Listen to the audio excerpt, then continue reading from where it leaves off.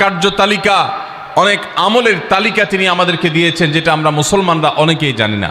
কারণ আমি নবী করিম সাল্লাল্লাহু আলাইহি সাল্লামের হাদিস থেকে এবং কোরআনে করিম থেকেও 27টি আমলের কথা আপনাদের সঙ্গে শেয়ার করব ইনশাআল্লাহ, যার সবগুলোই রমাদানের জন্য স্পেশাল। রমাদান কেন্দ্রিক যে সমস্ত আমল, যে সমস্ত করণীয় আমাদের আছে, তার মধ্যে প্রথম করণীয় হলো শাবানের 29 তারিখে পশ্চিম আকাশে রমজানের চাঁদ তালাশ করা। এটা একটা আমল। কোন দিন চাঁদ তালাশ করবেন? শাবানের 29 তারিখ। এই বছর আমাদের দেশে শাবানের 29 তারিখ কবে হচ্ছে? রোজা কবে থেকে শুরু হচ্ছে? তাহলে 29শে শাবান সন্ধ্যায়, যেদিন থেকে রোজা হওয়ার সম্ভাবনা আছে, সেই দিন সন্ধ্যায় মাগরিবের আগে পশ্চিম আকাশের দিকে চাঁদ অনুসন্ধান করার চেষ্টা করে তাকাবেন। পশ্চিম আকাশে চাঁদ অনুসন্ধান করার জন্য যদি চেষ্টা করেন, একটু খোঁজার চেষ্টা করেন, চাঁদ দেখতে যদি পান তো ভালো। এমনকি যদি চাঁদ দেখতে নাও পান, চাঁদ দেখার চেষ্টা যে করেছেন, এর কারণ আপনার আমল নামাতে সওয়াব লেখা হবে, একটা সুন্নত আদায় করার সওয়াব। ভাইরা আমার, আমরা আমাদের ছেলেবেলায়, আমাদের শৈশবে রমজানের আনন্দ আঁচ করতাম পশ্চিম আকাশের চাঁদ দেখে। ঈদের আনন্দের সূচনা এবং শুরুই হতো ঈদের চাঁদ দেখার মধ্য দিয়ে। এমন একটা সময় আমরা এখন এসে পৌঁছেছি, যেই সময়ে সবাই চাঁদ তালাশ করে, কিন্তু সেটা আকাশে না, ফেসবুকে। ঠিক না ভাই? ঠিক। চাঁদ কি ফেসবুকে উঠে না আকাশে উঠে? তাহলে সবাই যদি ফেসবুকে চাঁদ তালাশ করেন, আকাশে চাঁদ দেখবে কে? ও ইসলামী ফাউন্ডেশনের হেলাল কমিটি, চাঁদ দেখা কমিটির কিছু মানুষ, তাদের উপরে নির্ভর করে 18-20 কোটি মানুষ তারা ফেসবুকে তাকায় আস। এটা খুবই দুর্ভাগ্যজনক একটা বাস্তবতা। নবী করিম সাল্লাল্লাহু আলাইহি সাল্লামের হাদিসটা আমরা লক্ষ্য করি, তিনি বলেছেন, সুমু লিরুইয়াতিহি ওয়া আফতিরু লিরুইয়াতিহি। তোমরা চাঁদ দেখে সিয়াম সাধনা করবে, চাঁদ দেখে রমাদান উদযাপন করবে, চাঁদ দেখে রমাদানের ইবাদত বন্দেগী করবে, আর চাঁদ দেখে তোমরা ঈদ উদযাপন করবে। চাঁদ দেখে তিনি আমাদেরকে রোজা রাখতে বলেছেন। অতএব চাঁদ দেখতে হবে কি হবে না? ভাইরা আমার, বিলুপ্ত হওয়া মৃত প্রায় সুন্নাহগুলোর মধ্যে থেকে একটা হলো চাঁদ তালাশ করার সুন্নাহ। এটা ফরজে কিফায়া, মুসলিম সমাজের কেউ যদি না করে সবাই গুনাহগার হবে। এটা খুবই রিস্কি একটা বিষয়, দুর্ভাগ্যজনক একটা বিষয় যে 20 কোটি মানুষের রমজান মাত্র মুষ্টিমেয় কয়েকজন মানুষের দেখার উপর নির্ভর করবে। ভাইরা আমার, আমরা পশ্চিম আকাশে চাঁদ দেখার চেষ্টা করব ইনশাআল্লাহ।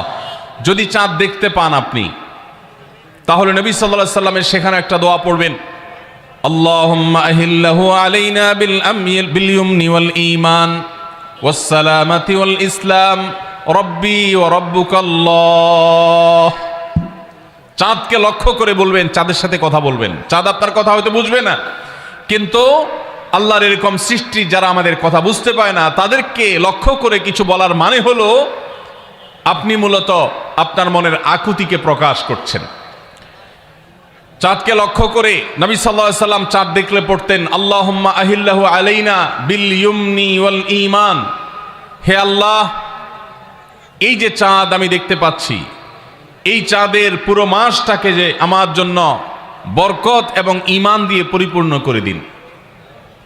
এই চাঁদ পুরো মাস জুড়ে থাকবে, অতএব পুরো মাস জুড়ে এই চন্দ্র মাসে আমি আপনার কাছে আমার জীবনে প্রভূত বরকত, কল্যাণ এবং ঈমান আপনার কাছ থেকে চাই। ওয়াস সালামাতি ওয়াল ইসলাম, এবং আমি নিরাপত্তা চাই। এই চাঁদ, এই চন্দ্রমাস আমার জন্য যেন নিরাপদ হয়, এবং ইসলামের সাথে যেন এই মাস আমি অতিবাহিত করতে পারি, ঈমানের সাথে যেন অটল অবিচল থাকতে পারি। রব্বি ওয়া রাব্বুকাল্লাহ, হে চাঁদ তোমার সৃষ্টিকর্তা পালনকর্তা আর আমারও পালনকর্তা এক আল্লাহ। ভাইরা আমার, চাঁদ দেখার চেষ্টা করা যাবে তো ইনশাআল্লাহ? সোশ্যাল মিডিয়াতে আপনি চাঁদের খবর খোঁজেন, দোষ নাই, কিন্তু আমরা সবাই যদি সোশ্যাল মিডিয়াতে চলে যাই, পশ্চিম আকাশে চাঁদটা দেখবে কে? দুর্ভাগ্য। মসজিদ মাদ্রাসার ছাত্ররা, ওলামা একরাম, তারাও চাঁদ তালাশ করতে দেখা যায় খুবই কম, খুবই নগণ্য। আল্লাহ তাআলা আমাদের সবাইকে মৃত প্রায় সুন্নাহকে জিন্দা করার তৌফিক দান করুন।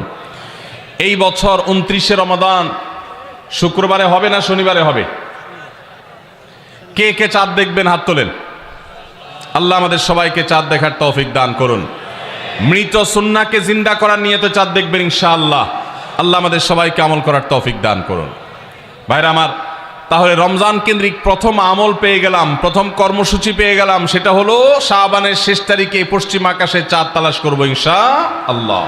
নাম্বার 2, রমজানের দ্বিতীয় আমল, যেটা রমজানের প্রধান আমল মূলত কি সেটা বলেন দেখি। রমজানের প্রধান আমল কি ভাই? রোজা রাখা। মাশাআল্লাহ, উত্তর সঠিক। রমজান মাসের প্রধান আমল হলো রোজা রাখা। রোজা রাখার চাইতে এ মাসের বড় কোনো আমল হতে পারে না। রোজা রাখা রমজানের সুন্নত না মুস্তাহাব? ফরজ। ফরজ মানে হলো আল্লাহর সেই নির্দেশ, যেই নির্দেশ লঙ্ঘন করলে জাহান্নামের শাস্তি অবধারিত, জাহান্নামের শাস্তি এড়ানো যাবে না, যে নির্দেশ মান্য করা আবশ্যক, এরকম একটি ফরজ। ইসলামের স্তম্ভ কয়টা ভাই? 5টা। নবী করিম সাল্লাল্লাহু আলাইহি সাল্লাম বলেছেন, বুনিয়াল ইসলামু আলা খামস। ইসলাম দাঁড়িয়ে আছে 5টি ফাউন্ডেশনের উপরে, 5টি খুঁটির উপরে, 5টি ভিত্তির উপরে। সেই 5টি ভিত্তির 1 নম্বর হলো শাহাদাতি আল্লাহ ইলাহা ইল্লাল্লাহ ওয়া আন্না মুহাম্মাদান রাসূলুল্লাহ। আল্লাহ ছাড়া ইবাদত এবং উপাসনার উপযুক্ত আর কেউ নাই, আর মুহাম্মদ সাল্লাল্লাহু আলাইহি সাল্লাম আল্লাহর পাঠানো রাসূল, এই কথার সাক্ষ্য মুখে দেওয়া, এটা হলো 1 নম্বর স্তম্ভ। স্তম্ভ নম্বর 2, 5 ওয়াক্ত নামাজ আদায় করা। স্তম্ভ নম্বর 3, যাকাত আদায় করা, যাদেরকে আল্লাহ সামর্থ্য দিয়েছেন, সচ্ছলতা দিয়েছেন। স্তম্ভ নম্বর 4, হজ করা। স্তম্ভ নম্বর 5, রমজানের রোজা রাখা। তবে অনেক হাদিসে রমজানের রোজাকে 4 নম্বরে আর হজকে 5 নম্বরে রাখা হয়েছে। তাহলে রমজান মাসের রোজা রাখা এটা শুধু ফরজ না, মৌলিক ফরজ। নবী করিম সাল্লাল্লাহু আলাইহি সাল্লাম বলেছেন, যদি কেউ জীবনে একটি রোজাও শরিয়া গ্রাহ্য ওজর ছাড়া কেউ যদি ভঙ্গ করে, রোজা না রাখে, রমজানের পরে যদি সে সারা জীবনও রোজা রাখে, দায় মুক্ত হয়তো হয়ে যাবে। সে কাজা আদায় করেছে, কাফারা আদায় করেছে, দায় মুক্ত হয়তো হয়ে যাবে, কিন্তু রমজানের একটা রোজা রেখে আল্লাহর কাছে যে পরিমাণ মর্যাদার অধিকারী হওয়ার কথা, সারা জীবন রোজা রেখেও রমজানের ওই একটা রোজার ক্ষতিপূরণ করা সম্ভব নয়। এই জন্য সবাই রমজান মাসে ফরজ রোজা রাখবো তো ইনশাআল্লাহ। সকল প্রাপ্তবয়স্ক সুস্থ ইমানদারের জন্য রমজানের রোজা রাখা ফরজ। ভাইরা আমার, পৃথিবীতে আজ অনেক বিজ্ঞানী রোজা বা ফাস্টিং এর উপরে গবেষণা করে অনেক বড় বড় পদক, অনেক বড় বড় পুরস্কার জিতেছে। এখন ডাক্তাররাও আমাদেরকে বলে যে একটা সময় আমরা যেন ফাস্টিং করি, একটা সময় আমরা যেন না খেয়ে থাকি, এটা আমাদের স্বাস্থ্যের জন্য ভালো। নবী সাল্লাল্লাহু আলাইহি সাল্লাম সেই 1500 বছর আগে আল্লাহর দেয়া বিধান আমাদেরকে জানিয়েছেন। রমজানে পুরো মাস রোজা, শাবানে মুহররমে বেশি বেশি নফল রোজা, সোমবার বৃহস্পতিবার সাপ্তাহিক রোজা, চাঁদের 13, 14, 15 আইয়ামে বীজের মাসিক রোজা। নিয়মিতভাবে এই রোজা, এই সিয়ামগুলো যদি পালন করি আমরা, তাহলে আল্লাহর সন্তুষ্টি এবং জান্নাত লাভ যেমন হবে, ঠিক একইভাবে আমরা দুনিয়াতে সুস্থ সবল থাকতে পারবো। আমাদের শরীরে অতিরিক্ত যে চর্বি তৈরি হয়, বিশেষ করে আজকের বিশ্ব বাস্তবতায়, এই চর্বিগুলোকে বার্ন করার জন্য রোজার কোনো বিকল্প নাই। যদিও চর্বি বার্নের উদ্দেশ্যে রোজা রাখলে সে রোজা রোজা নয়। আমাদের উদ্দেশ্য হবে আল্লাহর সন্তুষ্টি অর্জন, পাশাপাশি পার্থিব উপকারিতা এমনি পেয়ে যাব। আল্লাহ আমাদের সবাইকে রমজান রোজা রাখার তৌফিক দান করুন। ভাইরা আমার, নবী করিম সাল্লাল্লাহু আলাইহি ওয়াসাল্লাম তিনি বলেছেন, যে ব্যক্তি রমজানে ঈমান এবং ইখলাসের সাথে আল্লাহকে খুশি করবার জন্য রমজান রোজা রাখবে, আল্লাহ তার পূর্বের সমস্ত গুনাহ মাফ করে দিবেন। অনেক যুবক আছেন গ্যাস্ট্রিকের অজুহাতে, অনেকে আছেন প্লাস্টিকের অজুহাতে রোজা রাখেন না। কারো গ্যাস্ট্রিক, কারো প্লাস্টিক। সামান্য একটু রোজা রাখতে যে যুবক পারে না, সে নিজেকে মুসলিম দাবি করে কোন মুখে? মাত্র 12-14 ঘন্টা যে না খেয়ে থাকার মতো চ্যালেঞ্জ নিতে পারে না, সে আবার কিসের মুসলমান দাবি করে নিজেকে?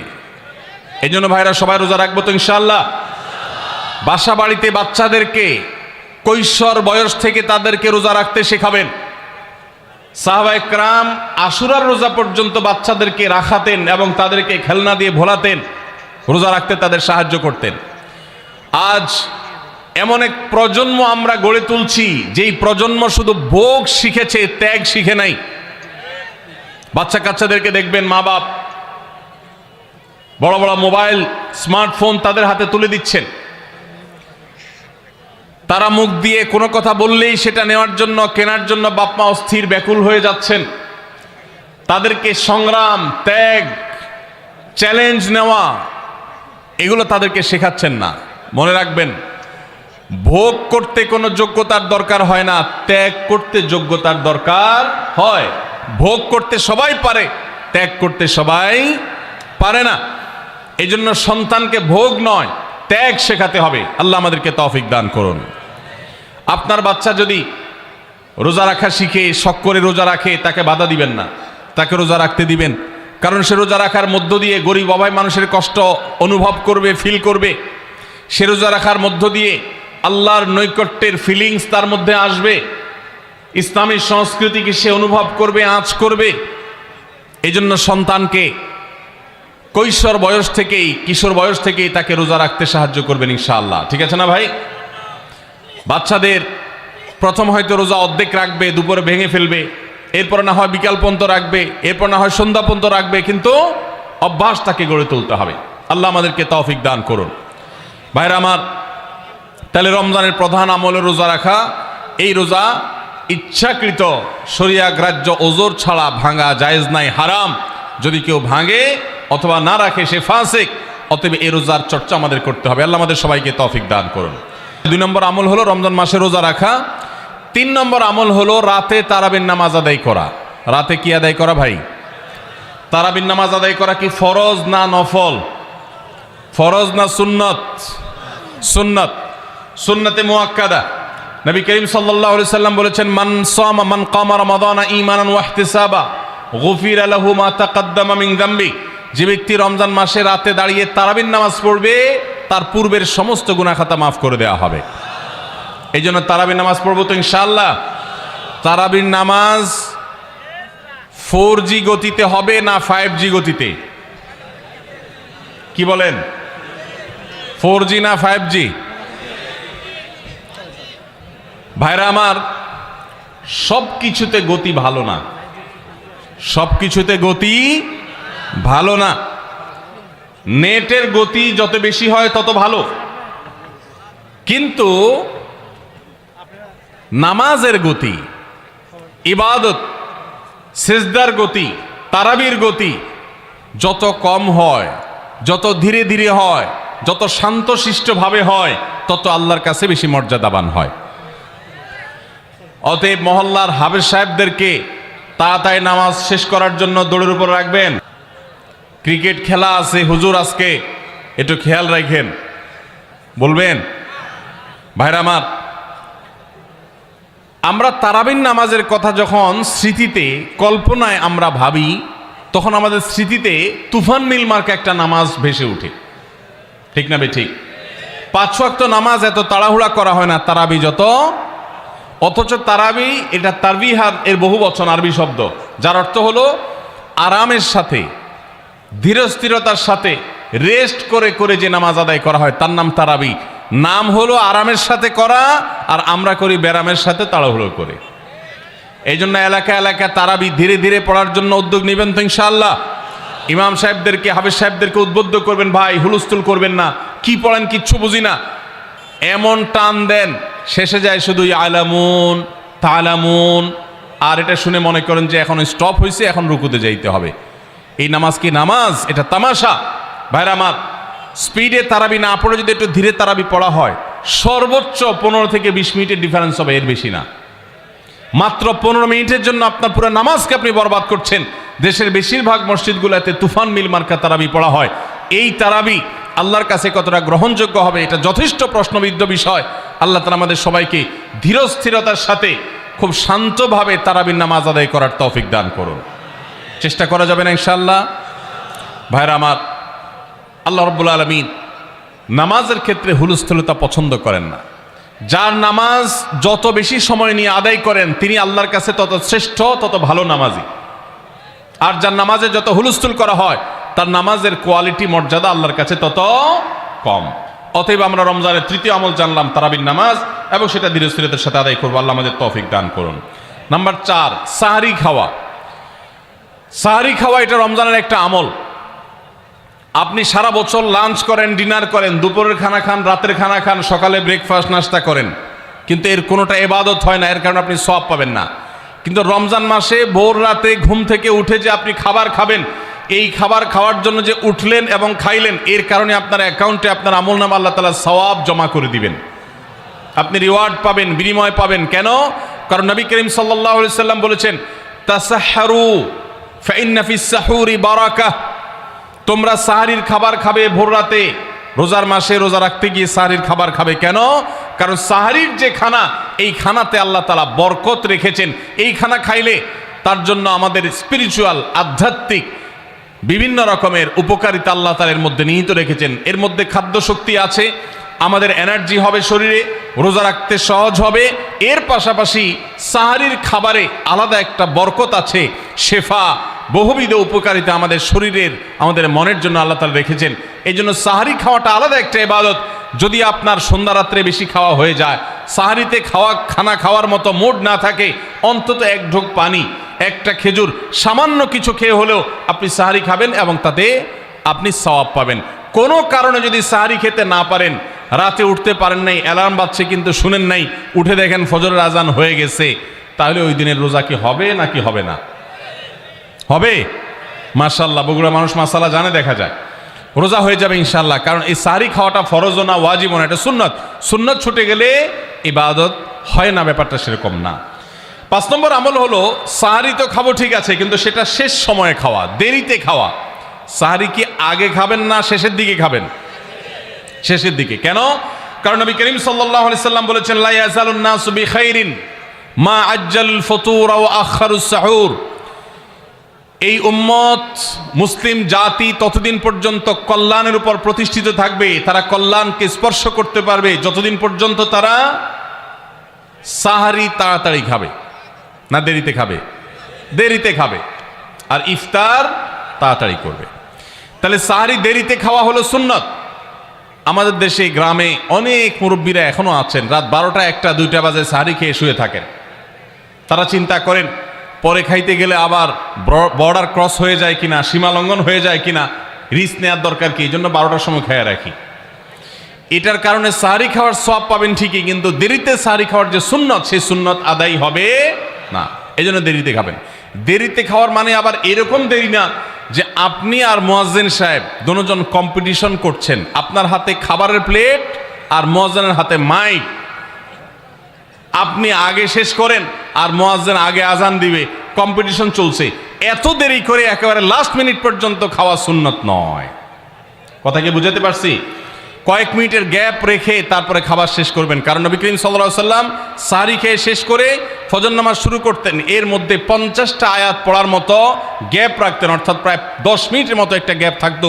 এই জন্য আমরা একটা গ্যাপ রেখে তারপর সাহরি শেষ করব। অর্থাৎ ফজরের আজান যদি হয় উদাহরণস্বরূপ 5:25 বা 30, তাহলে আমরা 2-4 মিনিট আগে সাহরি খেয়ে শেষ করবো ইনশাআল্লাহ। তাহলে সাহরি দেরি করে খাওয়া, শেষের দিকে খাওয়াটা সুন্নত। আল্লাহ আমাদেরকে আমল করার তৌফিক দান করুন। রমজান মাসে সাহরির নামে একটা নতুন নাটক শুরু হয়েছে এদেশে, সেটার নাম হলো সাহরি পার্টি। আপনারা শুনেছেন? বিশেষ করে শহরের ছেলেফেলেরা, ইউ পোলাপান, তারা আজকাল ভোর রাতে বন্ধু বান্ধব সহ রেস্টুরেন্টে গিয়া সাহরি পার্টির আড্ডা বাইর করছে। শয়তানি এবং ফাইজলামির আর কোনো জায়গা নাই, সাহরির জন্য পার্টি বাইর করছে, তাও আবার ছেলে মেয়ে একসাথে মিলেমিশে। ভাইরা আমার, সাহরি খাওয়া ইবাদত এবং সাহরির এই সময়টা দোয়া কবুলের সময়। তাহাজ্জুদের সময় আল্লাহ তাআলা দুনিয়ার আকাশ থেকে ডেকে ডেকে বান্দাকে ক্ষমা করেন। এই সময়টাতে আড্ডাবাজি করা এটা হতভাগা ছাড়া আর কারোর কোনো কাজ হতে পারে না। এরপরে 6 নম্বর আমল হলো ইফতার করা। রোজা রেখেছেন কিন্তু ইফতার করেন নাই, রোজা হয়ে যাবে কিন্তু সুন্নাত আদায় হবে না, এজন্য ইফতার করা একটা সুন্নাত। আল্লাহ তাআলা আরহামুর রাহিমিন, এমন একটা মাস রমজান মাস, সারা বছর কিন্তু আমরা নাস্তা করি, সারা বছর যেটা নাস্তা করি রমজানে সে নাস্তাই করি, পার্থক্য হলো সারা বছর নাস্তা করি সকালে, রমজানে নাস্তা করি সন্ধ্যায়। মানুষ দীর্ঘ সময় না খেয়ে থাকার পরে যে খাবার খায় সেটাকেই ব্রেকফাস্ট বলে, সেটাকেই নাস্তা বলে। আরবিতে যে ইফতার বলা হয়, এই ইফতার শব্দের অর্থ কিন্তু নাস্তা। ইফতার শব্দের অর্থ কি? নাস্তা। সারা বছর নাস্তা খেলে কোনো সওয়াব হবে, কিন্তু রমজান মাসে আপনি যদি সারাদিন উপবাস থাকার পর সন্ধ্যায় ব্রেকফাস্ট করেন অর্থাৎ ইফতার করেন, তাহলে আল্লাহ তাআলা আপনাকে সুন্নাত পালন করার সওয়াব দিবেন। এই জন্য ভাই ইফতার করা একটা সুন্নাত। 7 নম্বর, ইফতার আবার তাড়াতাড়ি করা আরেকটা সুন্নাত। এটা 7 নম্বর আমল, ইফতারটা একটু তাড়াতাড়ি করা। তাড়াতাড়ি করা মানে কি? সূর্য ডুবার 2-4 মিনিট আগে। কি বলেন? তাহলে তাড়াতাড়ি কেমনে হলো? তাড়াতাড়ি মানে হলো সূর্য ডুবার সাথে সাথে করা, বিলম্ব বা দেরি না করা। নবী করিম সাল্লাল্লাহু আলাইহি ওয়াসাল্লামের ওই হাদিস আবারও আমরা স্মরণ করি। তিনি বলেছেন, লা ইয়াজালুন নাসু বিখাইরিন মা আজ্জালুল ফুতুর ওয়া আখারুস সুহুর। এই মানুষ, এই উম্মত ততদিন কল্যাণের উপরে প্রতিষ্ঠিত থাকবে যতদিন তারা ইফতার তাড়াতাড়ি করবে আর সাহরি দেরিতে করবে। ইফতার তাড়াতাড়ি করা এর মানে হলো সূর্য ডুবছে আর দেরি করবেন না। শিয়ারা এবং ইহুদিরা, তাদের মধ্যে রোজা আছে, ফাস্টিং আছে, তারা সেই রোজায় ইফতার করে হলো চতুর্দিক অন্ধকার হয়ে যাওয়ার পর, সূর্য ডুবার পর পর ইফতার করে না। তো এই জন্য নবী সাল্লাল্লাহু আলাইহি সাল্লামের আদর্শ হলো তার বিপরীত, অর্থাৎ সূর্য ডুবার পর পর ইফতার করে ফেলা, অতিরিক্ত বিলম্ব না করা। আল্লাহ আমাদেরকে আমলের তৌফিক দান করুন। 8 নম্বর আমল হলো ইফতারের দোয়া পড়া। ইফতারের দোয়া জানা আছে ভাই? কি দোয়া? আমরা একটা দোয়া কমন জানি বাংলাদেশে মানুষ, সেটা হলো আল্লাহুম্মা লাকা সুমতু আলা রিজকিকা আফতারতু। এটাও হাদিসে বর্ণিত হয়েছে, কিন্তু হাদিসের সনদ নিয়ে অনেকে কোনোটা নিয়ে আলাপ তুলেছেন, প্রশ্ন তুলেছেন। আল্লাহুম্মা লাকা সুমতু মানে হলো, হে আল্লাহ, আপনার উদ্দেশ্যে রোজা রেখেছি, ওয়া আলা রিজকিকা আফতারতু, এবং আপনার দেওয়া রিজিক দিয়ে ইফতার করেছি। আর ইফতারের আরেকটা দোয়া হলো যাহাবাজ জামা ওয়াবতাল্লাতিল উরুক ওয়া সাবাতাল আজরু ইনশাআল্লাহ। এটা একটা দোয়া। যদি এগুলো দোয়ামূলক নয়, আমরা দোয়া বলছি, এটা মূলত আল্লাহর কাছ থেকে একটা প্রত্যাশা। এর অর্থ হলো যাহাবাজ জামা, আমার পিপাসা দূর হয়ে গেছে,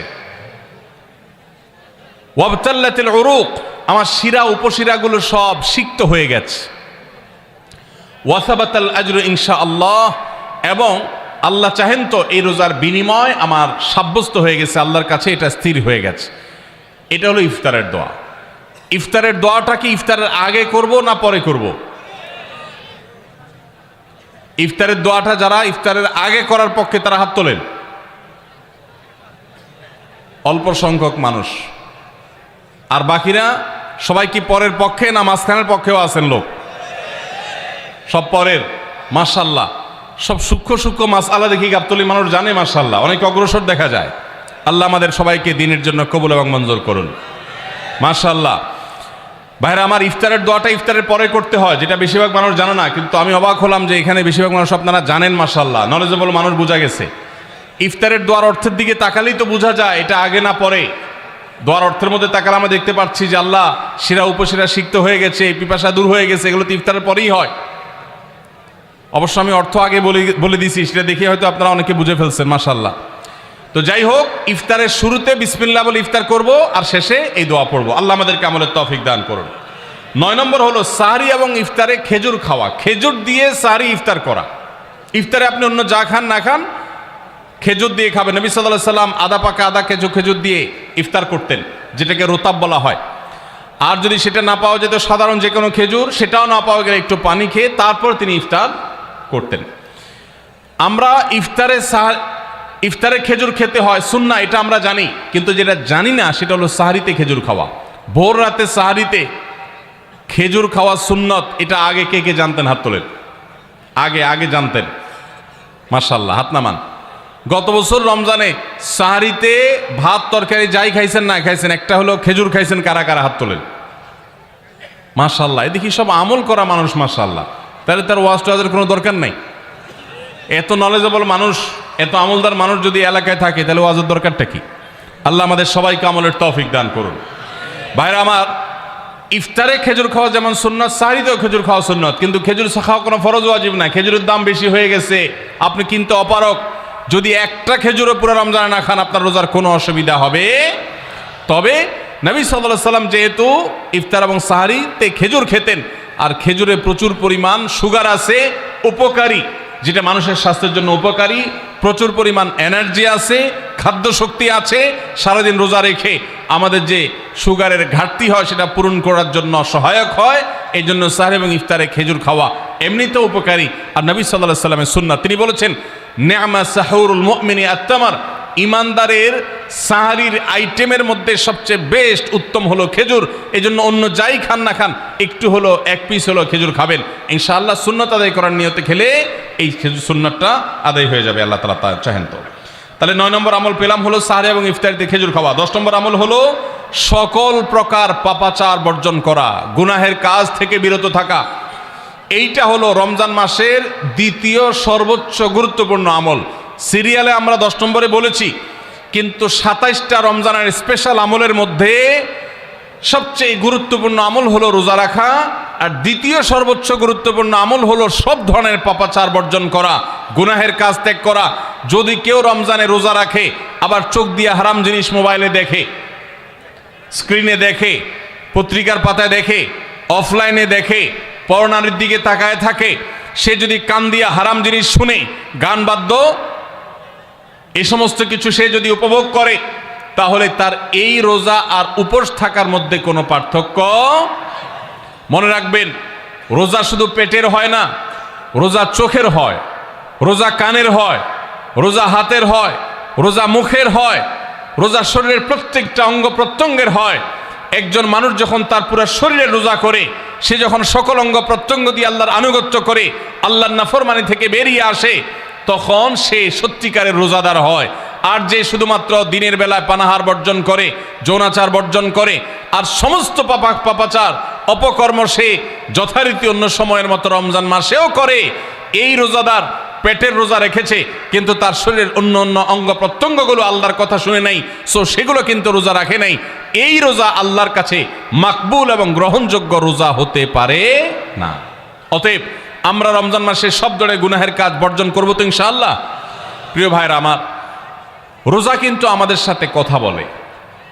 রোজার ভাষা আমরা অনেকে জানি না, কি বলে সেটা অনেকে বুঝি না, কিন্তু রোজা আমাদের সাথে কথা বলে। কি কথা? সিয়াম শব্দের অর্থ, আমরা যেটাকে রোজা বলছি সেটা কোরআনের ভাষায় বলা হয় সিয়াম, হাদিসে বলা হয়েছে সেটাকে সওম বা সিয়াম। এই সওম বা সিয়াম একই শব্দ, এর অর্থ হলো বিরত থাকা। এর অর্থ হলো কি ভাই? বিরত থাকা, ব্রেক দিতে জানা। আল্লাহ রাব্বুল আলামিন রোজার মতো ইবাদত দিয়েছেন আমাদেরকে জীবনে ব্রেক দেওয়ার অভ্যাস গড়ে তোলার জন্য। আমরা যেন ব্রেক দিতে শিখি, আমরা যেন থামতে শিখি, আমরা যেন নিজেদেরকে নিয়ন্ত্রণ করতে শিখি। ইসলামের যে বৈশিষ্ট্য, ইসলামের যে বিউটি, ইসলামের যে সৌন্দর্য, সেটা হলো ইসলাম পৃথিবীর মানুষকে আত্মনিয়ন্ত্রণ করবার কথা বলে। আজ ভোগবাদী পৃথিবীর যেদিকে তাকাবেন, চতুর্দিকে দেখতে পাবেন শুধু ভোগের হাতছানি।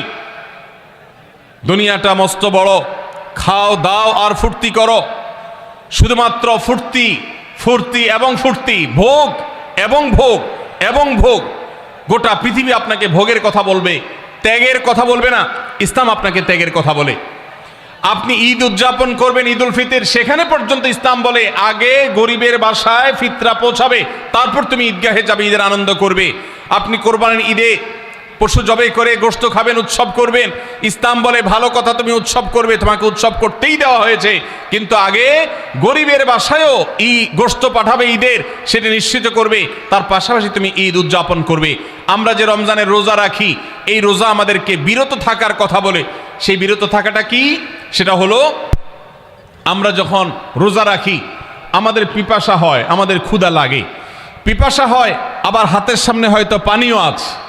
আমার ক্ষুধা লাগে, হাতের সামনে হয়তো খাবারও আছে, কেউ দেখছেও না, সিসি ক্যামেরাও নেই, বদ্ধ রুমে কক্ষের মধ্যে, কিন্তু আমি রোজাদার। কোন রোজাদার রোজার মধ্যে খায়, পান করে? কেন? কারণ সে জানে আল্লাহ নিষেধ করেছেন। আমরা যখন ইফতার সামনে নিয়ে বসে থাকি সন্ধ্যাবেলায়, ভাইরা আমার, সারা বছর নাস্তা তো আল্লাহ তাআলা কম হোক বেশি হোক সবাইকে করার তৌফিক দেন, আমরা সবাই তো কম বেশি নাস্তা করি। সারা বছর আপনি যদি বুফে গিয়ে 100 আইটেমের নাস্তা দিয়েও আপনি খাবার গ্রহণ করেন, সকালের ব্রেকফাস্ট আপনি খান,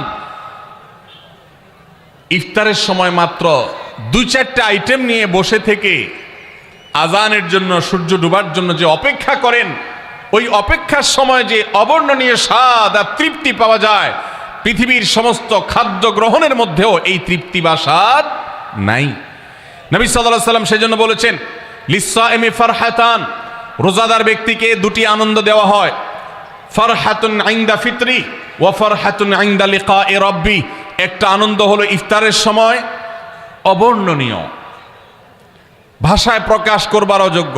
কি ভালো লাগা কাজ করে, ইফতারের জন্য আমরা বসে আছি, খাবার সামনে আছে, রকমারি শীতল শরবত সামনে আছে, রকমারি খাবারের পসরা সাজানো আছে টেবিলে, দস্তরখানে, এদিকে পেটে ক্ষুধাও আছে, কিন্তু আমরা মিনিট গুনছি, আমরা সময় দেখছি, ঘড়ির দিকে তাকিয়ে আছি, সূর্য কখন ডুববে। সূর্য ডুবেছে আর সাথে সাথে আমরা ইফতার করছি। এই যে আল্লাহর নির্দেশের অপেক্ষা, ইসলাম রোজার মাধ্যমে আমাদেরকে সেই শিক্ষাটা দিতে চায়। রোজা আমাদের সাথে সেই কথা বলে যে দেখো, তুমি জীবনে বিরত থাকতে শিখো, গোটা পৃথিবী তোমাকে ভোগ শিখাবে, ইসলাম তোমাকে ত্যাগ শিখাবে, ইসলাম তোমাকে কন্ট্রোল করা শিখাবে। আমাদের তরুণদের চরিত্রকে নষ্ট করবার জন্য, তাদেরকে নানাভাবে উস্কানি দেওয়ার জন্য, বিনোদনের নামে, নিউজের নামে, বিজ্ঞাপনের নামে, বিভিন্ন নামে অশ্লীল নানা দৃশ্য, খোলামেলা দৃশ্য তাদের সামনে দেখানো হয়, ভোগের আহ্বান করা হয়। ইসলাম বলে, হে মুসলিম তরুণ, তোমার চোখের এরিয়ার মধ্যে কোনো পরনারী, কোনো সুন্দরী নারী পড়ে গেছে, তুমি আঁচ করতে পেরেছ, সাথে সাথে তোমার দৃষ্টিকে তুমি নিয়ন্ত্রণ করো, অবনত করো। কুল্লিল মুমিনিনা ইয়াগুদ্দু মিন আবসারিহিম ওয়া ইয়াহফাযু ফুরুজাহুম। আল্লাহ বলেছেন, হে রাসূল বলে দিন ইমানদার পুরুষদেরকে, তারা যেন তাদের চোখগুলোকে নামিয়ে রাখে, তাদের সম্ভ্রমকে তারা সংরক্ষণ করে।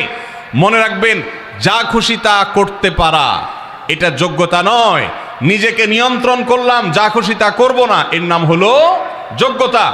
ডায়রিয়ার রোগী ডাইরেক্ট হয়ে যায়, যা খুশি যে করে, নিজের মন যেদিকে তাকে নাচায় সেদিকে নাচে, এই লোকটা অসুস্থ মানুষের মতো।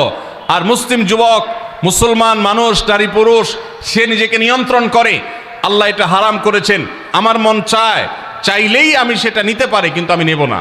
আমি একটা জিনিস ধরতে পারি, আল্লাহ হারাম করেছেন, সেজন্য আমি ধরবো না। এই শিক্ষাটা রমজান আমাদেরকে দেয়। অতএব রমজানের সবচেয়ে গুরুত্বপূর্ণ আমল হলো এই 10 নম্বর আমল, সেটা হলো পাপাচার বর্জন করা। নবী সাল্লাল্লাহু আলাইহি ওয়াসাল্লাম বলেছেন, যে ব্যক্তি রমজানে রোজা রাখলো আর পাপাচার বর্জন করলো না, তাহলে এই রোজা রাখার উপোস থাকার ভিতরে কোনো পার্থক্য নাই। আল্লাহ আমাদের সবাইকে রমজান মাসে রোজা থেকে সকল হারাম, সকল নাজায়েজ কাজ, সকল গুনাহের কাজ ছাড়ার তৌফিক দান করুন, বলুন আমিন। ভাইরা আমার, 11 নম্বর আমল হলো অধিক পরিমাণ দোয়া করা। রমজান মাসে রোজা রেখে আমরা বেশি বেশি দোয়া করব।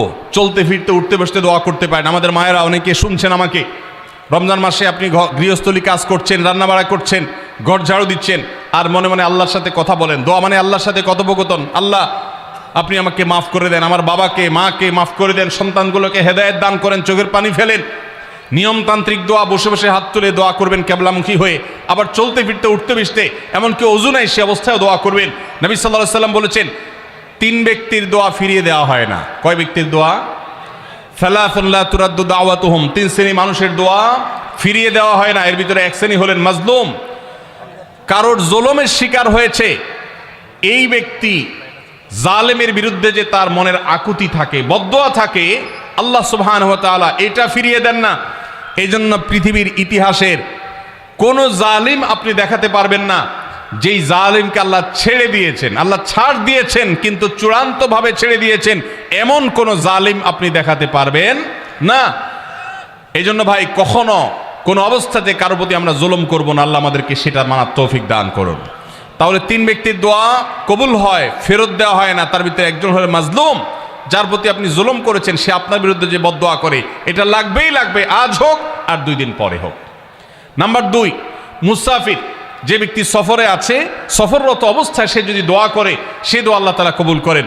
3 নম্বর হলো রোজাদার ব্যক্তি, আসসাইম হাত্তা ইফতির, রোজাদার ব্যক্তি সারাদিন ভর রোজা করলে ইফতার রাগ পর্যন্ত, সারাদিন দোয়া করলে ইফতার রাগ পর্যন্ত তার দোয়া কবুল হয়। এই জন্য রোজা রেখে আমরা বেশি বেশি আল্লাহর কাছে দোয়া করবো ইনশাআল্লাহ। চলতে ফিরতে উঠতে বসতে মনে মনে আল্লাহর সাথে কথা বললেন, চাওয়া তাওয়াকে পেশ করলেন, বাস এইটাই হলো দোয়া। এটা হলো আমাদের রমজান মাসের 11 নম্বর আমল, বেশি বেশি দোয়া করা। 12 নম্বর আমল হলো মিথ্যা এবং কাজ পরিহার করা।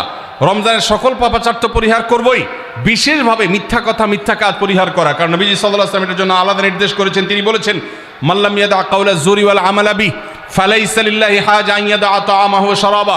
যে ব্যক্তি রমজানের রোজা রেখে মিথ্যা কথা, মিথ্যা কাজ ছাড়লো না, তার উপোস থাকায় আল্লাহর কোনো ঠেকা পড়ে নাই। 13 নম্বর আমল হলো অশ্লীলতা এবং বিবাদ, বিতণ্ডা, ঝগড়া, এগুলো পরিহার করা।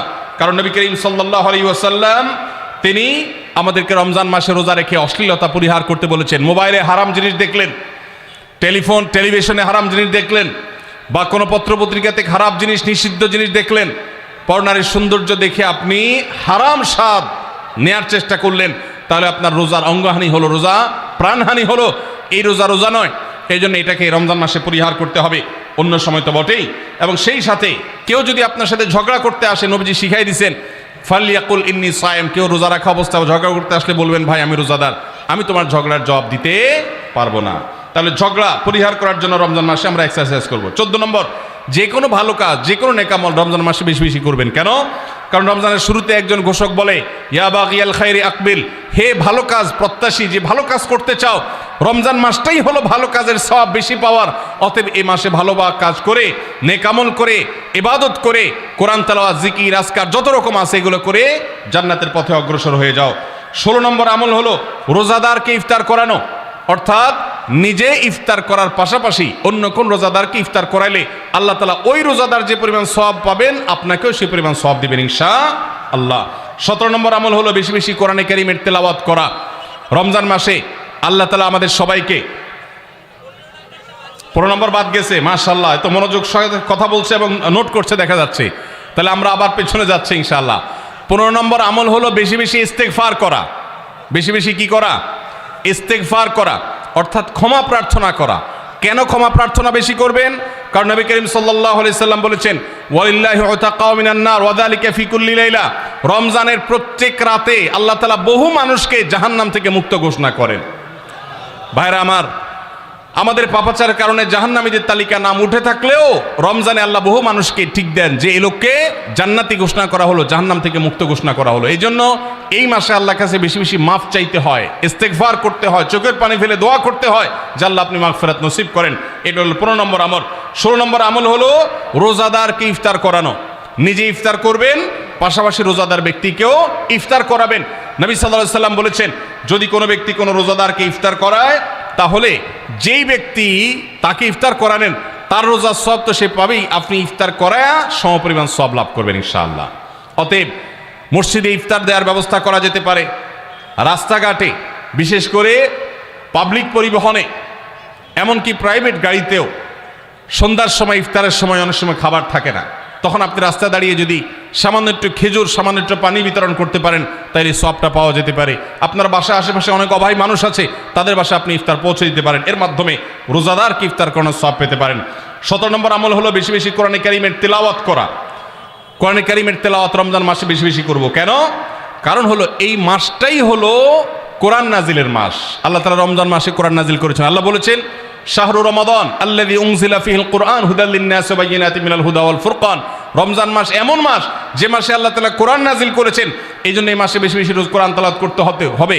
নবী করিম সাল্লাল্লাহু আলাইহি সাল্লাম বেশি বেশি রমজান মাসে কোরআন তেলাওয়াত করতেন। আমাদের পূর্বসূরি সালাফগণ কেউ কেউ রমজান মাসে অন্য সব আমল কমিয়ে দিয়ে কোরআন তেলাওয়াতটা সবচেয়ে বেশি করতেন। এই জন্য দিনে এবং রাতে বেশি বেশি করে কোরআন শুদ্ধতার সাথে সৌন্দর্যের সাথে তেলাওয়াত করব, অর্থ সহকারে বুঝে পড়ার চেষ্টাও পাশাপাশি করব ইনশাআল্লাহ। 18 নম্বর আমল হলো কোরআন পরস্পরকে শোনাশুনি করা, বুঝে পড়া। অর্থাৎ আপনি কোরআন তেলাওয়াত করবেন, আপনার স্ত্রী শুনবে, আপনার মা শুনবে, আপনার বোন শুনবে, আবার তারা তেলাওয়াত করবে, আপনি শুনবেন। আমরা তারাবির নামাজে এক পক্ষীয় তেলাওয়াত শুনি, হাফেজ সাহেব তেলাওয়াত করেন, আমরা শুনি, কিন্তু আমরা তেলাওয়াত করে আরেকজন শুনবে, এটা হয় না। নবী সাল্লাল্লাহু আলাইহি সাল্লাম রমজান মাস আসলে জিবরিল ফেরেশতার সাথে কোরআন শোনাশুনি করতেন, জিবরিল তেলাওয়াত করতেন, নবীজি শুনতেন, আবার আমাদের নবীজি তেলাওয়াত করতেন, জিবরিল শুনতেন। এটা একটা সুন্নত। এই সুন্নতটা বিলুপ্ত হয়ে গেছে, এটা নিয়ে চর্চা নাই। এই জন্য আমরা এটা বাসা বাড়িতে নতুন করে জিন্দা করব। আল্লাহ আমাদেরকে তৌফিক দান করুন। 19 নম্বর আমল হলো দান সাদাকা বেশি বেশি করা। নবীজি সাল্লাল্লাহু আলাইহি সাল্লাম এমনিতেই প্রচুর পরিমাণ দান করতেন, কিন্তু রমজান আসলে তার দানশীলতার পরিমাণ আরো বেড়ে যেত। এই জন্য অভাবী, প্রতিবেশী, গরিব দুঃখী সবার ঘরে ঘরে আমরা আমাদের সাধ্য অনুযায়ী দান পৌঁছানোর চেষ্টা করব রমজান উপলক্ষে। এটা রমজানের 19 নম্বর স্পেশাল আমল, বিশেষ আমল। 20 নম্বর রমজানের কর্মসূচি হলো ভোর রাতে দোয়া করা।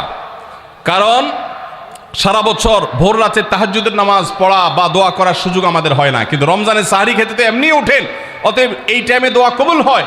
24 ঘন্টার ভিতরে দোয়া কবুলের সবচেয়ে মোক্ষম সুযোগ, সবচেয়ে আদর্শ সময় হলো এই তাহাজ্জুদের সময়টা। ভাইরা আমার, ঢাকার একটি বড় কোম্পানি, বাংলাদেশের সবচেয়ে বড় শিল্প প্রতিষ্ঠান বললে ভুল হয়তো হবে না, অন্তত এটুকু বলা যায় যে প্রথম 3-4টি বড় প্রতিষ্ঠানের একটি। এরকম একটা প্রতিষ্ঠানের একজন কর্মকর্তা বছর 2-3 আগে আমার সাথে হঠাৎ দেখা। তিনি আমাকে দেখে বেশ আবেগ আপ্লুত হলেন এবং অনেকটা জড়িয়ে ধরলেন এবং বললেন, ভাই, আপনার একটি আলোচনা থেকে আমার জীবনের ভিতরে এমন এক পরিবর্তন আসছে যেটা অকল্পনীয়, অভাবনীয়। একটু কৌতূহল হয়ে জানতে চাইলাম কোনটা সেটা। তখন তিনি বললেন, ভাই, আমার জীবনে এমন একটা রোগ হয়েছে, যেই রোগ ট্রিটমেন্ট করার জন্য দেশে বিদেশে বিভিন্ন জায়গায় গিয়েছি, কোনো চিকিৎসা এর আমি পাই নাই। শেষ পর্যন্ত আশাহত হয়ে চাকরি ছেড়ে দিয়ে, শহর ছেড়ে দিয়ে গ্রামে গিয়ে বসবাস করা শুরু করছি এবং মৃত্যুর জন্য অপেক্ষা করছি। এর মধ্যে আপনার একটা আলোচনার ক্লিপ আমার চোখের সামনে আসলো সোশ্যাল মিডিয়ায়, তো এটা শুনলাম। সে আলোচনাটা ছিল আল্লাহর কাছ থেকে অসাধ্য সাধন করার সময় হলো ভোর রাত তাহাজ্জুদের সময়। আমি এই আলোচনা পুরোটা শোনার পর ওই রাতেই আমি ঘুম থেকে উঠে ভোর রাতে তাহাজ্জুদ পড়ে আল্লাহর কাছে বুক ভাসিয়ে মন ভরে কাঁদলাম, দোয়া করলাম। ওই ভাই বললেন যে আমি এত দোয়া করলাম, দোয়া করতে করতে দীর্ঘ সময় আমি পরিতৃপ্ত হলাম, আমার দোয়া শেষ হয়ে গেল।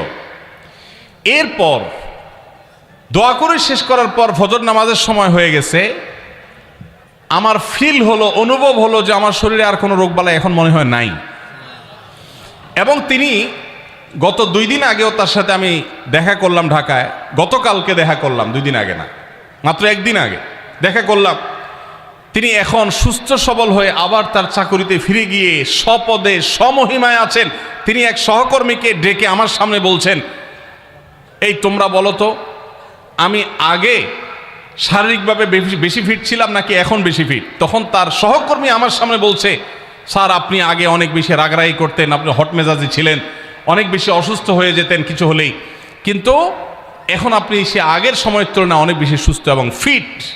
তিনি বললেন, ভাই, ভোর রাতের দোয়ার প্রভাব এত বেশি, তাহাজ্জুদের সময়ের দোয়া এত গুরুত্বপূর্ণ যে এই এক দোয়া আমার জীবনকে আমূল পরিবর্তন করে দিয়েছে। এই জন্য ভাইরা, রমজান মাসে বিশেষ করে যখন তাহাজ্জুদের সময় সাহরি খেতে যখন উঠবেন, সাহরি খাওয়ার পর 10টা মিনিট সময় হাতে রাখেন, বা সাহরি খাওয়ার আগে 10টা মিনিট একটু আগে উঠে ওযু করে 2 রাকাত 4 রাকাত নামাজ পড়ে, বা নামাজ পড়ার সময় না থাকলে অন্তত কেবলামুখী হয়ে 2টা হাত তুলে আল্লাহর কাছে একটু চান। নবীজি সাল্লাল্লাহু আলাইহি সাল্লাম বলেছেন, রাতের শেষ প্রহর যখন হয়, দুনিয়ার আসমানে নেমে এসে আল্লাহ বান্দাদেরকে ডেকে ডেকে তাদের প্রত্যেকটা চাওয়া পূরণ করে দেন। এই জন্য ভাইরা, রমজান মাসে সাহরির সময় দোয়া কবুল হয়। রমজান উপলক্ষে বিশেষ করে এই আমলটা, সাহরির সময় আমলটা, আমরা দোয়া করার আমলটা করতে পারি। তাহলে 20 নম্বর আমল হলো তাহাজ্জুদের নামাজ এবং ভোর রাতের দোয়া। এটা অন্য সময় করা যায়, কিন্তু রমজানের সুযোগটা বেশি আসে, সেজন্য এটাকে রমজানের স্পেশাল আমল হিসেবে আমরা উল্লেখ করলাম। আল্লাহ আমাদেরকে সবাইকে তৌফিক দান করুন। সাহারি খেতে উঠলে একটু দোয়া করবো তো ইনশাআল্লাহ, 2-4 মিনিটের জন্য হলে দোয়া করবো, একাকে নির্জনে আল্লাহর কাছে কেবলামুখী হয়ে। এর চেয়ে বড় দুর্ভাগ্যের বিষয় কি আছে যে আল্লাহ চাওয়ার জন্য ডাকছেন আর আমি অবহেলা করে বসে আছি। ভাইরা আমার, 5 ওয়াক্ত নামাজের জন্য মুয়াজ্জিন আপনাকে ডাকে, কিন্তু ভোর রাতে দোয়া কবুলের জন্য স্বয়ং আল্লাহ আপনাকে ডাকেন। অতএব সাহারি খেতে উঠলে ভোর রাতে সাহারির সময় একটু দোয়া করবো তো ইনশাআল্লাহ। 21 নম্বর আমল উমরা করা। যাদেরকে আল্লাহ তৌফিক দিয়েছেন তারা রমজানে উমরা করবেন, কারণ নবী করিম সাল্লাল্লাহু আলাইহি ওয়াসাল্লাম বলেছেন, উমরাতুন ফি রমাদান তা'দিলু হাজ্জা। রমজানে কেউ উমরা করলে একটা হজের সওয়াব পায়। কোন কোন হাদিসে আসছে তা'দিলু হাজ্জাতাম মাই, নবীজির সাথে হজের সওয়াব পাওয়া যায় রমজানে উমরা করলে। আল্লাহ আমাদেরকে যখন তৌফিক দিবে আমরা তখন সেটা করব ইনশাআল্লাহ। ঠিক আছে না? নিয়ত করেন, দোয়া করেন, আল্লাহ একসময় তৌফিক অবশ্যই দিবেন। 22 নম্বর আমল হলো রমজানের শেষ 10 দিন মসজিদে ইতিকাফ করা। গুরুত্বপূর্ণ একটা পয়েন্ট, মসজিদে ইতিকাফ করা। খুব মনোযোগ দিয়ে শুনি। রাসূল করিম সাল্লাল্লাহু আলাইহি সাল্লাম রমজানের রোজা ফরজ হওয়ার পর থেকে নিয়ে তার মৃত্যু পর্যন্ত একটি বছরের জন্য রমজানের শেষ দশক মসজিদে ইতিকাফ করা ছাড়া ছিলেন না। একবার তিনি মসজিদে ইতিকাফে বসেছেন, কিন্তু ইমার্জেন্সি একটা কাজে মসজিদ থেকে তাকে বের হতে হয়েছে। এই জন্য তিনি পরের বছর 20 দিন ইতিকাফ করেছেন। 10 দিন হলো ওই বছরের, আর 10 দিন হলো আগের বছরে যে ইতিকাফ ভেঙে ফেলেছেন সেটার ইতিকাফের কাজা। তার মানে হলো নবীজির জীবনে কখনো ইতিকাফ 1 বছর একটা রমজান মাসেও ছাড়েন নাই। এত গুরুত্বপূর্ণ আমল যে রমজানের এই আমলটা তিনি কখনোই ছাড়েন নাই। দুর্ভাগ্য আমাদের, এখানেও হয়তো বেশিরভাগ মুসলমান আমরা জীবনে একবারের জন্য রমজানের শেষ 10 দিন ইতিকাফ করি নাই। যে আমল নবীজি জীবনে কখনো ছাড়েন নাই সেটা আপনি জীবনে একবারও করেন নাই। এর চাইতে বড় হতভাগা উম্মত আর কি হতে পারে? ভাইরা আমার, 3টি আমলের নগদ তৃপ্তি আমি অন্তত অনুভব করি। আমি আমার সে অভিজ্ঞতার আলোকে আপনাদের উদাত্ত আহ্বান করতে চাই, রমজানের শেষ দশকে আপনারা ইতিকাফ করুন। যে 3টি আমলের তৃপ্তি, নগদ স্বাদ, অবর্ণনীয় ভালো লাগা কাজ করে, অন্তর্জগতে প্রশান্তিতে পরিপূর্ণ হয়ে যায়, সেই 3টি ইবাদতের একটি হলো আরাফাতের ময়দানের দোয়া। এটার সাথে কোনো কিছুর কম্পেয়ার হয় না। অবর্ণনীয় এক তৃপ্তি লাগে আরাফাতের ময়দানে দোয়া করতে। দ্বিতীয় হলো সিজদায় গিয়ে চোখের পানি ফেলে আল্লাহর কাছে দোয়া করতে অসম্ভব ভালো লাগা কাজ করে। ভোর রাতে দোয়াতেও একই স্বাদ পাওয়া যায়। আর 3 নম্বর হলো রমজানের শেষ দশকের ইতিকাফ। ইতিকাফ যে একবার করেছে সে জীবনে বারবার করে, তাকে আর ফেরানো যায় না। এই জন্য ভাইরা, রমজানের শেষ দশকে আমরা আল্লাহর ঘরে বসে গিয়ে ইতিকাফ করার চেষ্টা করবো তো ইনশাআল্লাহ। অনেক এলাকায় বৃদ্ধ মানুষ, বুড়া মানুষ বসায় দেওয়া হয় টাকা পয়সা দিয়ে। যে টাকা নিয়ে ইতিকাফ করে সেও গুনাহগার, আর যারা টাকা নিয়ে ইতিকাফে বসায় তারাও গুনাহগার, কারণ ইবাদত টাকা পয়সা দিয়ে চলবে না। রমজানের শেষ দশক মসজিদে ইতিকাফ করবো তো ইনশাআল্লাহ। আল্লাহ আমাদেরকে তৌফিক দান করুন। যুবক ভাইরা, একটাবার বসে দেখেন, অসম্ভব ভালো লাগা কাজ করে। মনে হয় যে আল্লাহর মেহমান আমি, এই ফিলটা হয়, কারণ আল্লাহর ঘরে এসে বসে আছেন আপনি। আপনি কারোর কাছে কোনো কিছু চেয়েছেন, চাইতে চাইতে একটা পর্যায়ে তার পাও জড়িয়ে বসে গেলেন, একদম বসে গেলেন, তার ঘরের সামনে বসে পড়লেন। ইতিকাফটা অনেকটা এরকম। রমজানের প্রথম 20 দিন আল্লাহর কাছে হাত দিয়ে দোয়া করলাম, আর শেষ 10 দিন একজন মসজিদে গাঁটটি বসকা নিয়ে পড়ে গেলাম। ব্যাপারটা হলো কারো পায়ে ধরে পড়ে যাওয়ার মতো। আশা করা যায় ইতিকাফকারীকে আল্লাহ তাআলা ক্ষমা না করে মসজিদ থেকে ফেরাবেন না। এই জন্য ইতিকাফ করার চেষ্টা করবো তো ইনশাআল্লাহ। আমরা ব্যস্ততার অজুহাত দেই। ভাইরা আমার, যে কোনো মুহূর্তে দুনিয়া থেকে চলে যেতে হতে পারে। এই জন্য এই রমজানে প্ল্যান করেন, যত ব্যস্ত হন না কেন। আমি তো আমার সমস্ত ব্যস্ততাকে এক পাশে ঠেলে রেখে আল্লাহ আমাকে যখন থেকে তৌফিক দিয়েছেন রমজানের শেষ দশকে ইতিকাফ ছাড়া বাইরে থাকবো এটা চিন্তাও করি না। এই জন্য যুবক ভাইদেরকে বলবো, প্রত্যেকটা মহল্লাতে 2 জন 5 জন 10 জন করে যুবকরা বসেন, কোরআনের গ্রুপ স্টাডি করেন, কোরআনের পাঠচক্র করেন, নিজেরা কোরআন হাদিসের আলোচনা করেন, রোনাজারি এবং দোয়া করেন। 10টা দিন আল্লাহর সাথে কানেক্টেড হওয়ার চেষ্টা করেন। 12 মাস ইবাদত, দাওয়াতের কাজ, ইসলামের কাজ করবেন, ইনশাআল্লাহ সেখানে বরকত পাবেন। রমজানের শেষ দশকে ইতিকাফ করবেন তো ইনশাআল্লাহ। আল্লাহ আমাদের সবাইকে তৌফিক দান করুন। 23 নম্বর আমল হলো শেষ দশকে ইবাদতের মাত্রা বাড়িয়ে দেওয়া। আমরা উল্টাটা করি। আমাদের দেশে রমজানের প্রথম দশকে মসজিদ ফুল হয়ে বারান্দা ফুল হয়ে রাস্তায়ও মুসল্লি দাঁড়ায়। আর 10 রমজান চলে গেলে 20 রমজান পর্যন্ত বাহিরের মুসল্লি কমতে কমতে বারান্দার মুসল্লি কমে ভিতরে চলে আসে। আর শেষ 10 দিনে আসলে, ঈদের দিনগুলো যখন কাছে আসে, তখন 5 ওয়াক্ত নামাজের ওই নিয়মিত মুসল্লি ছাড়া বাকিগুলো সব উধাও হয়ে যায়। নবী সাল্লাল্লাহু আলাইহি সাল্লাম কি করতেন? তার উল্টাটা।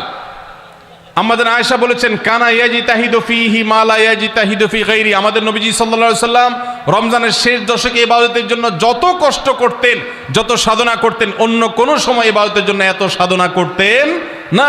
অথচ আমরা দেখা যায় শেষ দশক অবহেলা কাটাই। এই জন্য ভাইরা, শেষ দশকে ইবাদতের পরিমাণ আরো বাড়িয়ে দিতে হবে, আমলের পরিমাণ বাড়িয়ে দিতে হবে। এটাই আল্লাহ তাআলার নির্দেশনা, সেটাই রমজানের শেষ দশকের আমল।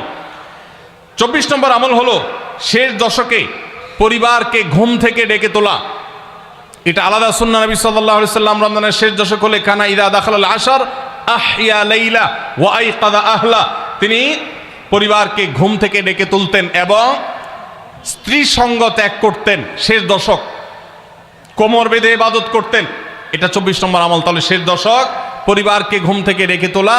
নবীজি অন্য কোনো সময় ঘুম থেকে ইবাদতের জন্য ডাকতেন না, নফল নামাজ যার ইচ্ছা সে পড়বে, যার ইচ্ছা পড়বে না। কিন্তু শেষ দশক এত বড় অফার, এত বড় সুযোগ, কারণ লাইলাতুল কদর শেষ দশকে আছে। এই জন্য এই দশকে ইবাদতের জন্য পরিবারকে তিনি ডেকে তুলতেন। তারা শুয়ে থাকুক, তিনি এটা সহ্য করতেন না। এই জন্য 24 নম্বর আমল হলো রমজানের শেষ দশকে পরিবারকে ঘুম থেকে ডেকে তোলা এবং স্ত্রী সঙ্গ ত্যাগ করা শেষ দশকের জন্য। 25 নম্বর আমল হলো লাইলাতুল কদর অনুসন্ধান করা। রমজানের শেষ দশকের প্রত্যেকটা রাতে কিন্তু শবে কদর হতে পারে, বিশেষ করে বেজোড় রাতে 21, 23, 25, 27, 29 এই রাতগুলোতে লাইলাতুল কদর হওয়ার সম্ভাবনা অনেক জোরালো। সৌদি আরবের মানুষ তাদের বেজোড় রাতে তালাশ করবে, আমরা আমাদের বেজোড় রাতে তালাশ করব ইনশাআল্লাহ। নবীজি সাল্লাল্লাহু আলাইহি সাল্লাম বলেছেন যে তাহাররাউ লাইলাতুল কদর ফিল বিতি মিনাল আশরিল আওয়াখির মিন রমাদান। রমজানের শেষ দশকের বেজোড় রাতগুলোতে তোমরা শবে কদর হতে পারে সে আশা বেশি বেশি করে ইবাদত বন্দেগী করো। লাইলাতুল কদরের ইবাদতকে আল্লাহ বলেছেন লাইলাতুল কদরে খায়রুম মিন আলফি শাহর। 1000 মাস, 1000 মাস ইবাদত করলে যে সওয়াব পাওয়া যাবে, লাইলাতুল কদরের এক রাতের ইবাদতের সওয়াব তার চাইতে বেশি হবে। সেই রাত কোনটা আল্লাহ নির্দিষ্ট করেন নাই। এই জন্য শেষ দশকের প্রত্যেকটা রাতেই ইবাদত করার চেষ্টা করা, স্পেশালি বেজোড় রাতগুলোতে। 26 নম্বর আমল হলো লাইলাতুল কদরের আশায় বিশেষ দোয়া পড়া। সেটা কি? আল্লাহুম্মা ইন্নাকা আফুউন তুহিব্বুল আফওয়া ফাআফু আন্নী। আল্লাহ আপনি ক্ষমাশীল, আপনি ক্ষমাকে ভালোবাসেন, অতএব আমাদেরকে ক্ষমা করে দিন। এটা রমজানের শেষ দশকের প্রত্যেক রাতে পড়বেন। যে রাতটা একটু শান্ত শিষ্ট, একটু শীতল, একটু বৃষ্টিভাব, একটু লাইলাতুল কদরের আবহ বোঝা যায়, সেই রাতকে লাইলাতুল কদর আশা করে, প্রত্যাশা করে বেশি বেশি দোয়া পড়বেন, আল্লাহুম্মা ইন্নাকা আফুউন তুহিব্বুল আফওয়া ফাআফু আন্নী। তাহলে 26 নম্বর আমল হলো লাইলাতুল কদরের দোয়া পড়া।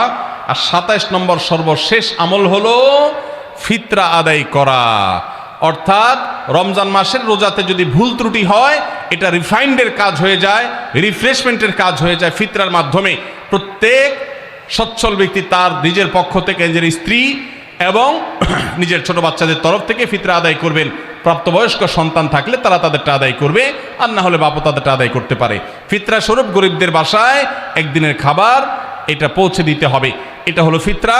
ঈদের নামাজের আগ পর্যন্ত এটা আদায় করার নির্দেশ নবী সাল্লাল্লাহু আলাইহি সাল্লাম দিয়েছেন। তাহলে 27 নম্বর আমল হলো ফিতরা আদায়। এটার মাধ্যমে রমজানের আমল শেষ হয়ে যাবে। আমি আবার এক নজরে 27টি আমল আপনাদেরকে বলে দিচ্ছি। নাম্বার 1 চাঁদ দেখা, নাম্বার 2 রোজা রাখা, নাম্বার 3 তারাবির নামাজ আদায় করা, নাম্বার 4 সাহরি খাওয়া, 5 নম্বর আমল হলো শেষ সময় সাহরি খাওয়া, 6 নম্বর আমল হলো ইফতার করা, 7 নম্বর আমল হলো তাড়াতাড়ি ইফতার করা, এবং 8 নম্বর আমল হলো ইফতারের দোয়া পড়া, 9 নম্বর আমল হলো সাহরি এবং ইফতারে খেজুর খাওয়া, 10 নম্বর আমল হলো রমজান মাসের সকল গুনাহ বর্জন করা, 11 নম্বর আমল হলো বেশি বেশি দোয়া করা, 12 নম্বর আমল হলো মিথ্যা কথা এবং কাজ পরিহার করা, 13 নম্বর আমল হলো অশ্লীলতা এবং ঝগড়া বিবাদ রমজানে রোজা রেখে না করা, 14 নম্বর আমল হলো ভালো কাজের পরিমাণ এই মাসে বাড়ায় দেওয়া, 15 নম্বর আমল হলো বেশি বেশি আল্লাহর কাছে ক্ষমা চাওয়া, কারণ এই মাসে আল্লাহ বেশি ক্ষমা করেন মানুষকে, 16 নম্বর আমল হলো অন্য রোজাদারকে ইফতার করানো, তাদের বাসায় ইফতার পাঠানো, আর 17 নম্বর আমল হলো বেশি বেশি কোরআন তেলাওয়াত করা, 18 নম্বর আমল হলো কোরআন নিজে পড়ে আরেকজনকে শোনানো, আবার তার তেলাওয়াত নিজে বসে শোনাশুনি করা, 19 নম্বর আমল হলো দান সাদেকা করা, 20 নম্বর আমল হলো তাহাজ্জুদ এবং বিশেষ করে ভোর রাতে সারি খেতে উঠে দোয়া করা, আর 21 নম্বর আমল হলো উমরা করার সামর্থ্য থাকলে 22 নম্বর আমল হলো ইতিকাফ করা শেষ দশকে। 23 নম্বর আমল হলো শেষ দশকের বেজর রাতে বা শেষ দশকের প্রত্যেকটা রাতে ইবাদতের পরিমাণ বাড়িয়ে দেওয়া এবং বিশেষভাবে রাত্রি জাগরণ করা শেষ দশক। আর 24 নম্বর আমল হলো শেষ দশকে নিজের পরিবারকে ঘুম থেকে ডেকে তোলা, স্ত্রী সঙ্গ ত্যাগ করা। 25 নম্বর আমল হলো লাইলাতুল কদর অনুসন্ধান করা। 26 নম্বর আমল হলো লাইলাতুল কদর বিশেষ দোয়া পাঠ করা। আর 27 নম্বর আমল হলো ফিতরা দেওয়া। আল্লাহ আমাদের সবাইকে এই 27টা আমল দিয়ে আমাদের রমজান মাসকে সাজাবার তৌফিক দান করুন।